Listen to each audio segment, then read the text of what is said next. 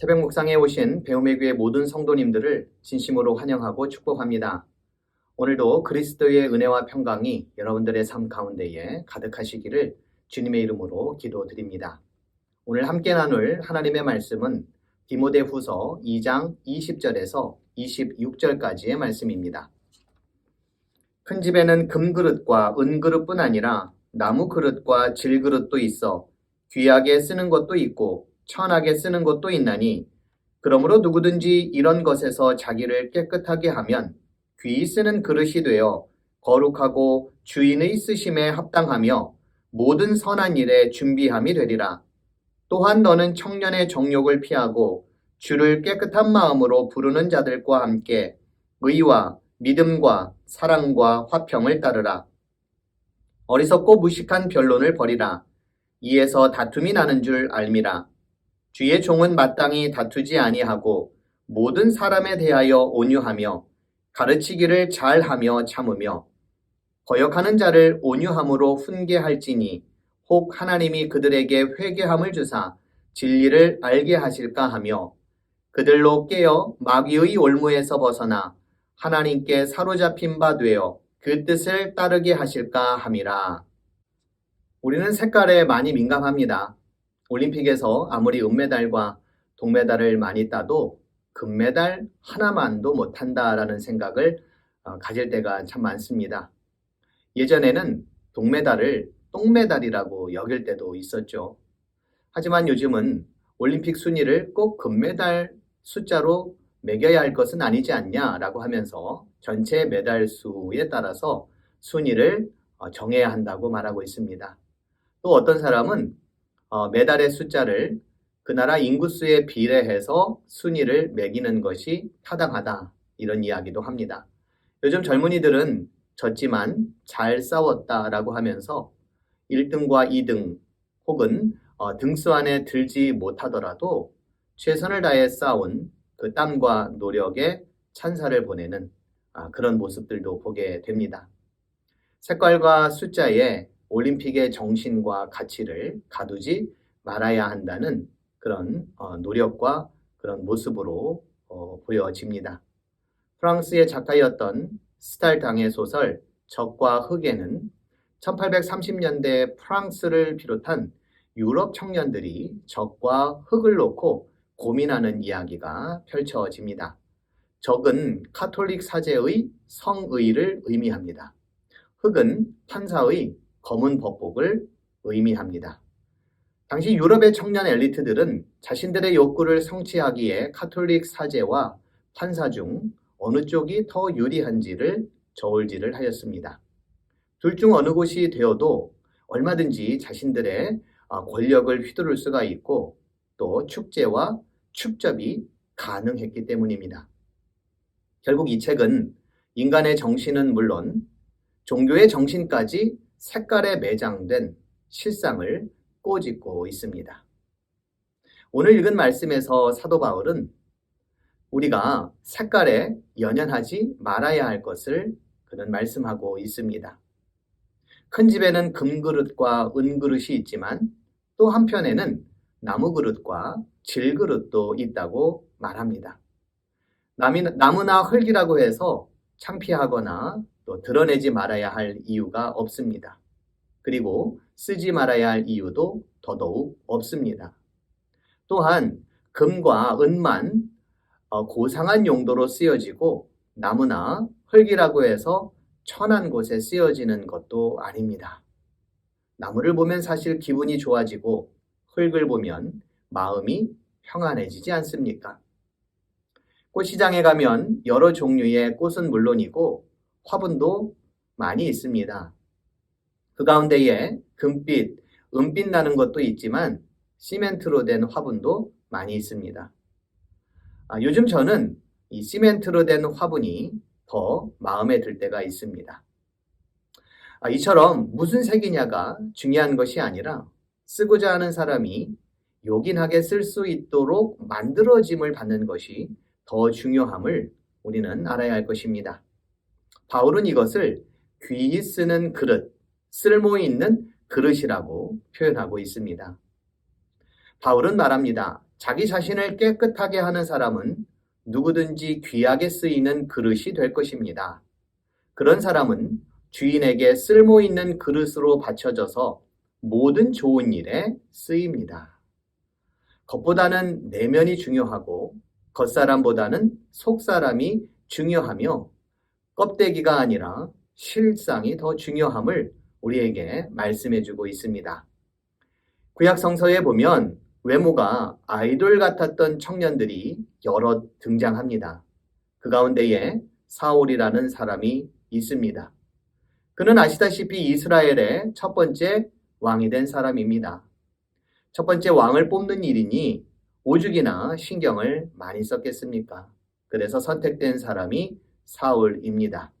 성경은 그에 대해서 이렇게 말하고 있습니다. 그의 이름은 사울이요 그는 준수한 소년이라 이스라엘 자손 중에 그보다 더 준수한 자가 없고 키는 모든 백성보다 어깨 위만큼 더 컸더라. 그런데 왕이 된 후 2년 동안 사울은 하나님과 관계를 맺지 못했습니다. 기껏 하나님께서 왕으로 뽑아 주었지만 대화를 하지 않았던 겁니다. 그러다 보니 어려운 상황이 되거나 위급한 상황이 닥치면 조급해하고 월권 행위를 하거나 또 병사가 몇 명이나 남았는지 숫자만 셈하고 있었습니다. 어떤 때는 싸움에서 이기기라도 하면 우쭐대거나 기념비를 세우려고도 했습니다.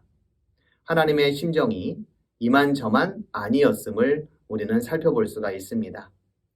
웬만해서는 하나님께서 후회하시는 분이 아니신데 사울에 대해서만큼은 하나님께서 그를 이스라엘의 왕으로 삼은 것을 후회하셨다라고 하는 것을 2번이나 걸쳐서 강조하고 있습니다.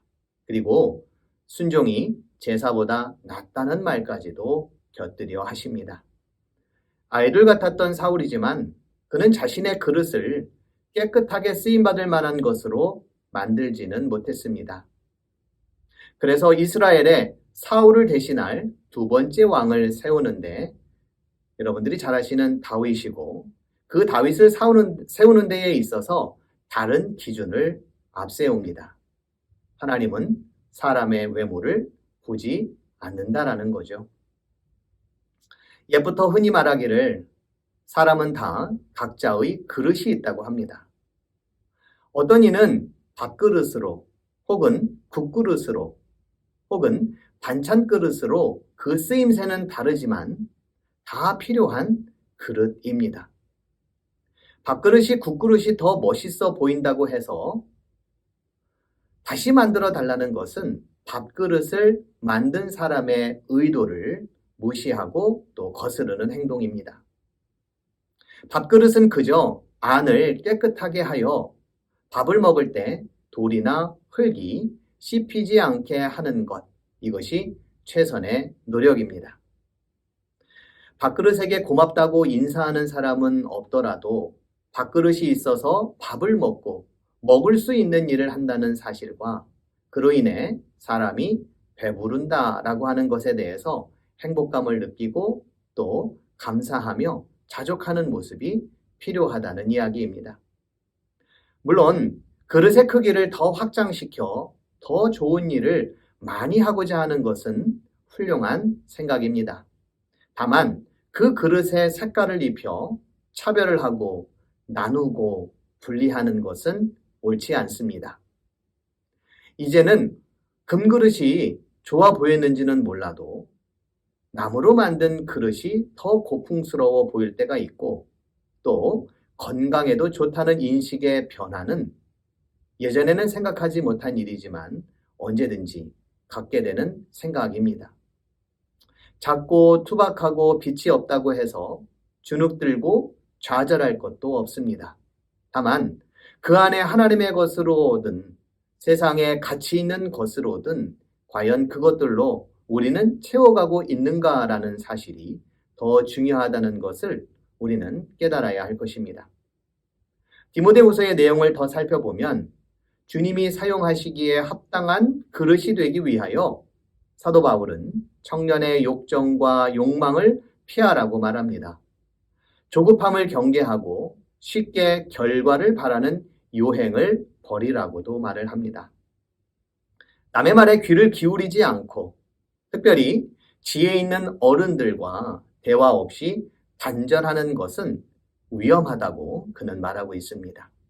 그러면서 정의와 사랑과 평화를 구할 것을 요청하고 있고 분쟁을 일으키는 언행을 삼가고 모든 사람들에게 온유하며 잘 가르치고 또 잘 참고 거역하는 자들에게 온유한 마음을 품어줄 것을 그는 요청하고 있습니다.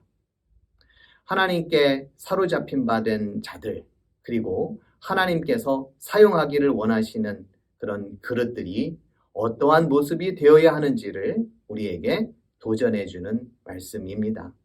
고린도후서 4장에서 바울은 자신을 질그릇이라고 정의 내린 바 있습니다. 그에게 있어서 금그릇이냐 은그릇이냐 나무그릇이냐 질그릇이냐 이것은 중요하지가 않습니다. 그 안에 누가 있느냐 그 안에 무엇이 있느냐가 그에게는 중요할 따름이었습니다. 질그릇과 같은 연약한 인생이지만 사도 바울의 그 삶 속에는 예수 그리스도의 생명이 늘 함께했음을 그는 고백했고 그가 수많은 고난과 어려움을 당하더라도 인생을 쉽게 포기하지 않을 수 있었던 이유 역시 그 안에 예수 그리스도의 생명이 있기 때문임을 그는 고백하고 있습니다. 우리는 아무리 짓눌려도 찌부러지지 않고 절망 속에서도 실망하지 않으며 궁지에 몰려도 빠져나갈 길이 있으며 맞아 넘어져도 죽지 않습니다.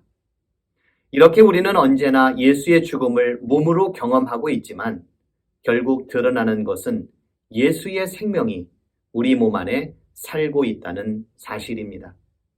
금그릇이면 어떻고 또 은그릇이면 어떠며 질그릇이면 어떻습니까? 그 겉이 아닌 그 내면에 예수 그리스도의 생명력이 살아 역사하고 숨쉬는 그러한 그릇이 되기를 소원하고 우리 안에 예수 그리스도를 늘 모시며 또 그분의 생명이 우리 안에 늘 함께하며 살아가는 그래서 우리가 어떠한 그릇이든지 간에 하나님 앞에 귀하게 사용되어지는 그릇이 되기를 주님의 이름으로 기도드립니다. 주님, 우리를 각양각색의 모양으로 만들어 주시고 그 모습을 통하여 우리 주님 앞에 기쁨이 되며 영광된 삶을 살아가는 소명을 허락하여 주시니 감사를 드립니다. 우리가 어떠한 그릇이든지 간에 그 안에 예수 그리스도를 담고 살아가는 그릇이 될 수 있도록 도와 주시옵소서. 우리의 겉이 아니라 우리의 속이 중요하고 그 속을 올곧이 채워나가는 자들 될 수 있도록 주님 도와 주시옵소서. 비록 연약한 그릇일지라도 예수 그리스도께서 그 안에 생명이 되어 주셔서 이 땅을 믿음으로 능히 감당하며 살아가는 저희 모두가 될 수 있도록 주님 도와 주시옵소서. 오늘도 우리에게 맡겨진 귀한 자리에서 하나님 앞에 기쁨이 되는 삶을 살게 주님 도와주시고 우리의 삶을 통하여 다른 이들에게 삶의 기쁨과 또 능력과 은혜를 함께 나누는 복된 하루가 될 수 있도록 주님 도와 주시옵소서. 사랑하는 가족들과 그리고 일하는 우리의 일터와 모든 우리의 삶의 영역 가운데 오늘도 하나님께서 다스려 주시고 또 선한 길로 이끌어 주시기를 간절히 소원하며 예수님의 이름으로 기도드립니다. 아멘. 내가 원하는 한 가지 주님의 기쁨이 되는 것 내가 원하는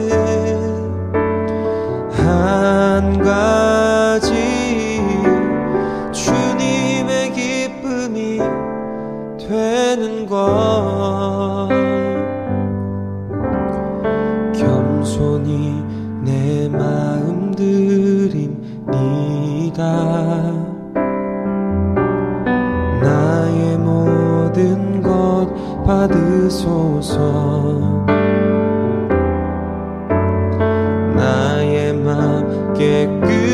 씻어주사